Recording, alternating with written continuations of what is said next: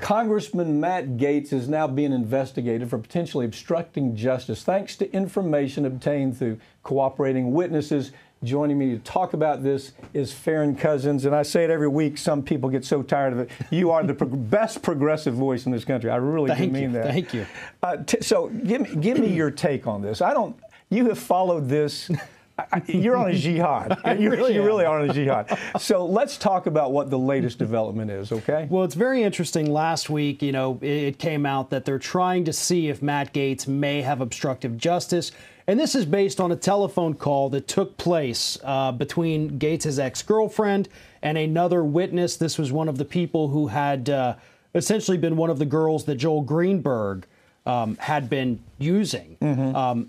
So Gaetz' ex-girlfriend was on the phone with this young woman, and she says, well, hang on, let me patch in Matt. So they call Matt Gaetz. You got a three-way phone conversation happening here. And now the authorities believe there may have been obstruction of justice on this call. And let's not forget, about a month ago, you and I were talking about the ex-girlfriend who was telling her family members she's worried she may have obstructed justice. And now we're getting to the heart of that. It all revolved around this phone call. This is what she was worried about. Right. Yeah, and she's the one who's also now cooperating with the feds. So whatever information she gave is what led to these new... I want to tell you something. I've had people call me and I've talked to folks that say, no, he's fine. I mean, everything's going to be okay with Matt Gaetz. And I keep saying, really? It's not the way it's looking right now. Right now, let's assume you got a recording of something that sounds like obstruction of justice. First of all, obstruction of justice is not, it's not an easy thing. The words have got to be right. Second of all, Department of Justice typically does not, they're not going to go after anything that's not low-hanging fruit. Now, the question is, this has been going on for months. Are they worried? Are they worried? Is this the tail wagging the dog? See, that's one thing I've kind of been wondering myself here. Are they going after obstruction because that's all they have left?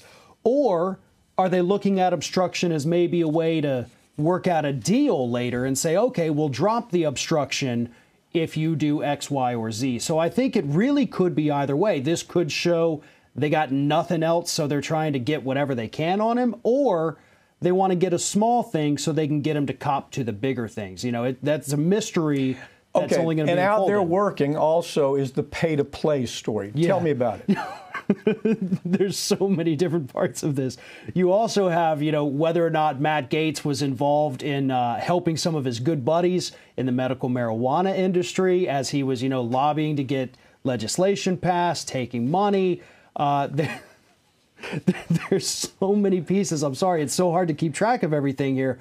But I think the big one is not even the obstruction. The big one is going to be if they pin him traveling across state lines, paying for sex. Mann Act is where they get him. That's my prediction.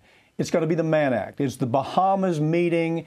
They have the girlfriend there. Yep. They've got other women there, and then they've got the 17-year-old that if you believe the story, Matt Gaetz had sex with his 17-year-old. I mean, it just doesn't. This is not an easy. If I'm a defense lawyer, I'm looking at this and I'm saying there's so many parts. There's so many avenues they have to go after you with that maybe we ought to be realistic.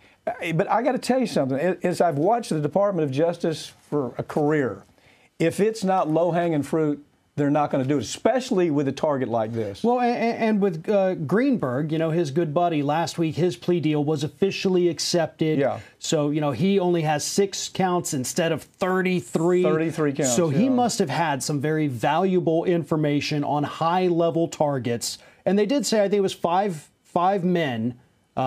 We don't know who they are. Mm-hmm. One of them could be Gaetz. Maybe it's not. Mm-hmm.